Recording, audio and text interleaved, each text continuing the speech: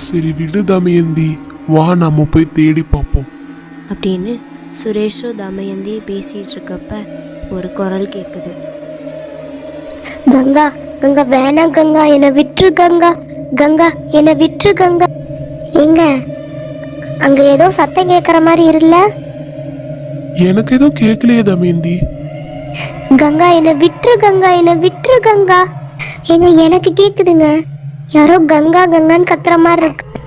எங்க ராணி குரல் மாதிரி தாங்க இருக்கு. வாங்க போய் பார்ப்போம். சரி வா போய் பார்ப்போம் அப்படின்னு தமயந்தியும் சுரேஷும் அந்த சத்தம் கேட்குற வழியா போறாங்க. என்னங்க இது ஏதோ பெரிய காடு மாதிரி இருக்கு, இங்க இருக்குங்க ராணி வந்தா அப்படின்னு தமயந்தி பேசிக்கிட்டே போறா. கங்கா நான் என்ன தப்பு பண்ண கங்கா, என்ன எதுக்கு நீ கொலை பண்ண வர? எல்லாத்துக்குமே காரணம் நீ தானே. தமயந்திய நீ தானே கோயிலுக்கு கூட்டிட்டு போய் அந்த சாமியார்கிட்ட என்னை துரத்துறதுக்கு நீங்க தானே ஏற்பாடு பண்ணீங்க. அதுக்காக தான் உன்னை கொலை பண்ண போறேன் நான். கங்கா இதெல்லாம் நியாயமே இல்லை கங்கா, அவ என் ஃப்ரெண்டு, அவளோட தரப்பையும் நீ கொஞ்சம் கேட்டு பார்க்கணும் கங்கா. நான் சுரேஷை கொலை பண்ண போனேன், ஆனா அவன் தாயத்தை கட்டியிருந்தனால என்கிட்ட இருந்து தப்பிச்சிட்டான். ஆனா நீ தாயத்தை தொலைச்சி தேடி வந்து என்கிட்ட வசமா மாட்டிக்கிட்ட. உன்னை ஏதாவது பண்ணி தான் இந்த பூஜையை நான் நிறுத்தணும் அப்படின்னு கங்கா ராணியை கொல்றதுக்கு போறா. ராணி ரொம்ப கெஞ்சுறா. இல்ல கங்கா என்னை விட்டுரு கங்கா, ப்ளீஸ் விட்டுரு கங்கா, யாராவது என்னை காப்பாத்துங்களே, யாராவது காப்பாத்துங்களே கங்கா, கங்கா என்னை விட்டுரு கங்கா அப்படின்னு ராணி கெஞ்சிட்டு இருக்கப்ப தமயந்தி சுரேஷும் அங்க வந்துடுறாங்க. ஏய் கங்கா. உடனே கங்கா திரும்பி பார்க்கறா.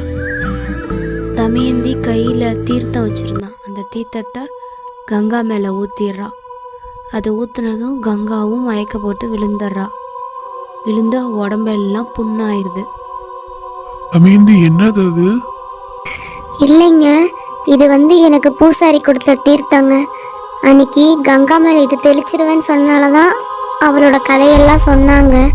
அந்த தீர்த்தம் எதுக்கும் இருக்கட்டுமே நான் எடுத்துட்டு வந்தேன். அது இப்ப எப்படி உபயோகமாகுது பாத்தீங்களா அப்படின்னு சுரேஷ் கிட்ட சொல்றா. ஏய் ராணி, இங்க இதுக்குடி வந்த நீ? எப்படி இந்த காட்டுக்குள்ள வந்த? இல்ல தமயந்தி, நான் சந்தைக்கு போயிட்டு வந்துட்டு இருந்தேனா, அப்போ தாயத்தை எங்கேயோ விழுந்துருச்சு, அதை தேடுறதுக்கு போனேன். அப்ப யாரோ எங்க வீட்டுக்கார் குரல்ல என்னை கூப்பிட்ட மாதிரி இருந்துச்சு, அதான் இங்க வந்தேன். வந்து பார்த்தா கங்காவை என்னை கூப்பிட்டுருக்கா. அதான். கொஞ்சமாவது உனக்கு அறிவு இருக்கா? என்கிட்ட ஜாக்கிரதையா இருக்க சொல்லி நீ இவ்வளவு அஜாக்கிரதையா இருந்திருக்க. உங்க மாமியாரு என் வீட்டுக்குலாம் வந்து தேடவும் தான் எனக்கு தெரிஞ்சது, இல்லைன்னா என்ன ஆவறது? என்னது, எங்க மாமியாரும் உங்க வீட்டுக்கு வந்துச்சா? ஐயோ, என்ன தமயந்தி எல்லா விஷயத்தையும் சொல்லிட்டியா?